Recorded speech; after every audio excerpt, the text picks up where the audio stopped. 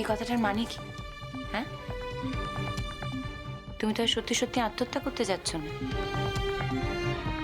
ঠিকই বলেছ। আমার মতো মানুষ কি আর কখনো আত্মহত্যা করতে যায়?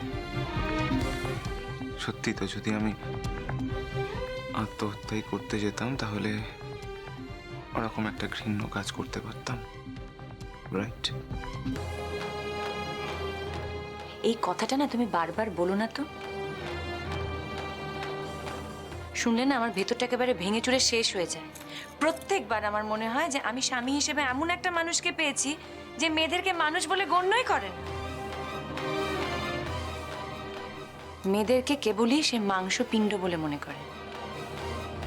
মেয়েদের কোনো সম্মান নেই আমার স্বামীর কাছে, এইটাই মনে হয়।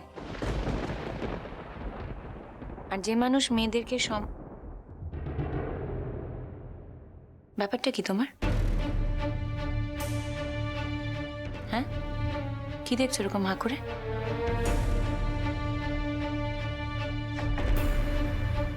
আসল কথাটা কি জানো তো?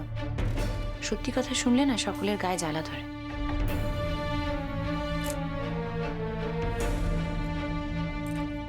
আর তুমি চুপ করে আছো তার কারণ তুমি খুব ভালো করে জানো যে তোমার আর কিছু বলার নেই। তুমি ঠিকই বলেছো ফুলঝুরি, আমার সত্যি আর কিছু বলার নেই। তুমি একমাত্র আমাকে ঠিক চিনতে পেরেছো।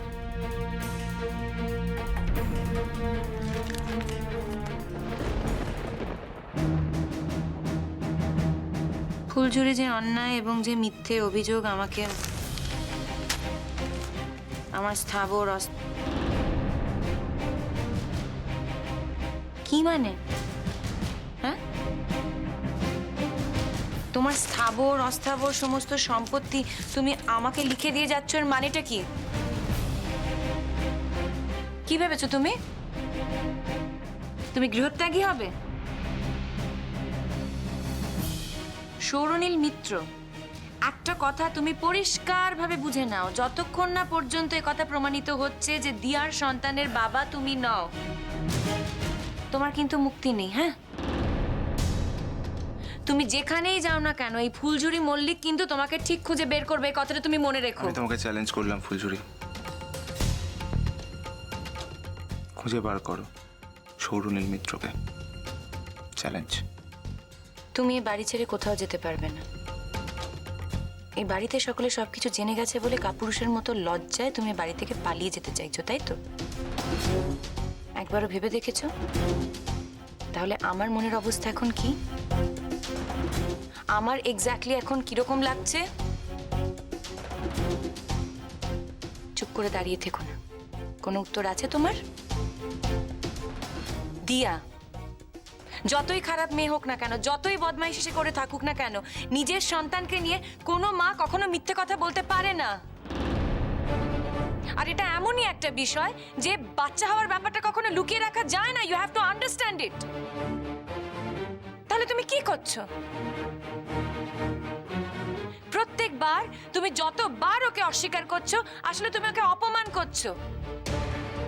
তুমি এটা বুঝতে পারছো না?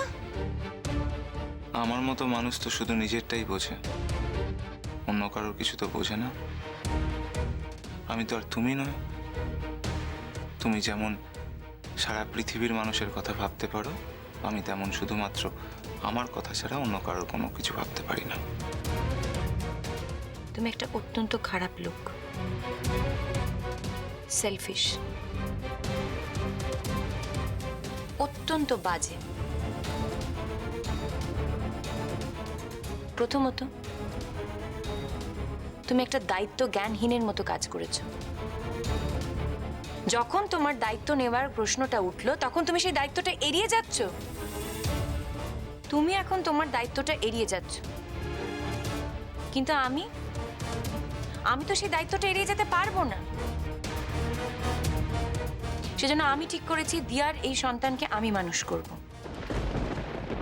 এবং এই সমস্ত স্থাবর অস্থাবর সম্পত্তি যা তুমি আমাকে দেওয়ার প্ল্যান করছো তা আমি ওই বাচ্চাটাকে দিয়ে যাব।